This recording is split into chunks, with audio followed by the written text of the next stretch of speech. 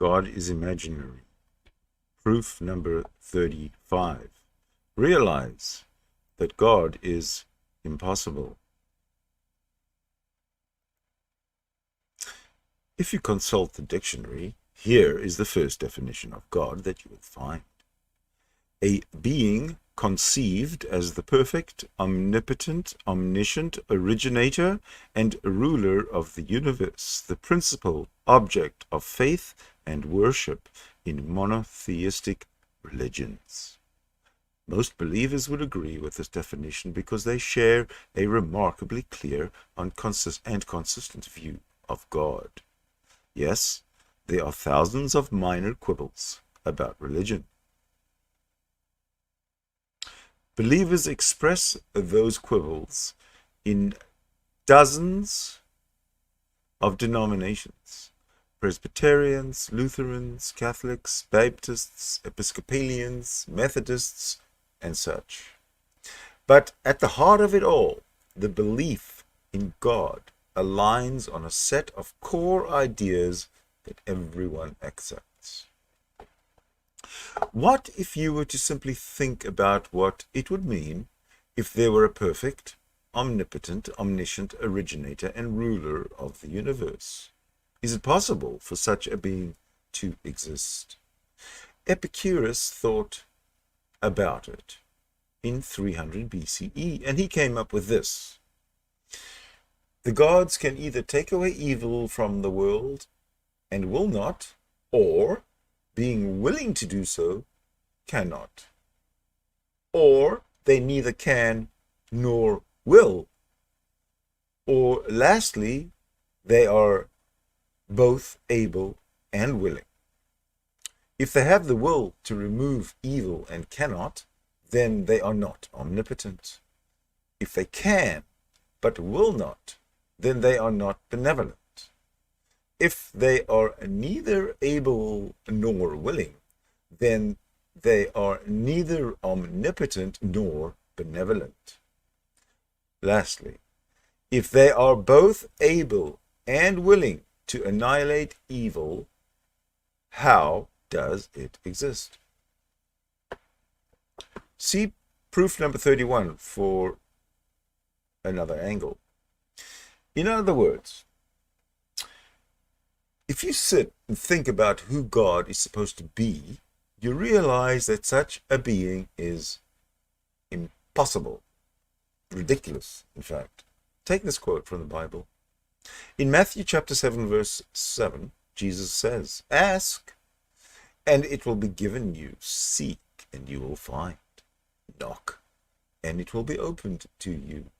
For everyone who asks receives, and he who seeks finds, and to him who knocks it will be opened."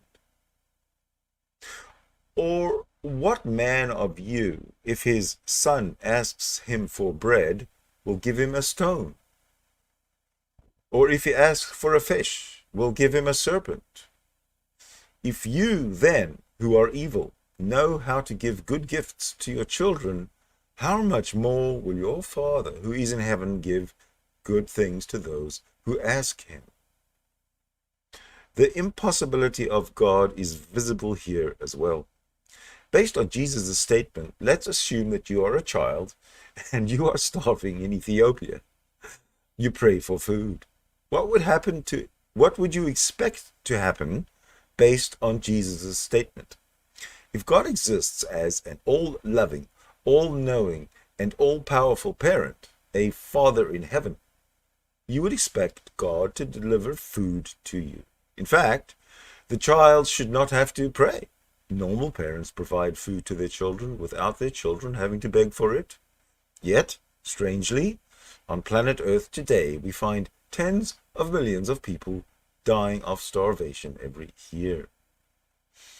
Another way to approach the impossibility of God is to think about the concept of omniscience.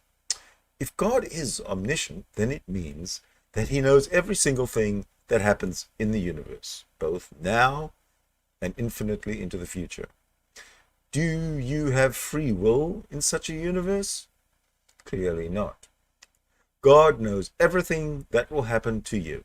Therefore, the instant you were created, God knows whether you are going to heaven or hell.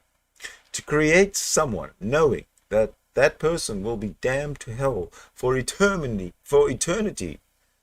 is the epitome of evil. Here is another way to understand the impossibility of God. If you look at the definition of God, you can see that he is defined as the originator and ruler of the universe. Why does the universe need an originator, a creator? Because, according to religious logic, the universe cannot exist unless it has a creator. A believer will say nothing can exist unless it is created. However, that statement immediately constructs a contradiction, because we must then wonder who created God. For a believer, the answer to that is simple. God is the one thing that does not need a creator. God is timeless and has always existed. How can it be that how could it be that everything must have a creator while God must not? The contradiction in the definition of God is palpable. As soon as you think about the concept of a perfect, omnipotent, omniscient being, you realize the impossibility of the concept. That impossibility is yet another way to see that God is imaginary.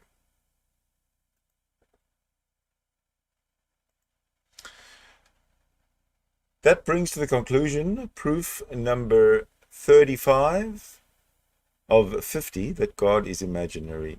Thank you so much for watching. I'll see you in proof number 36.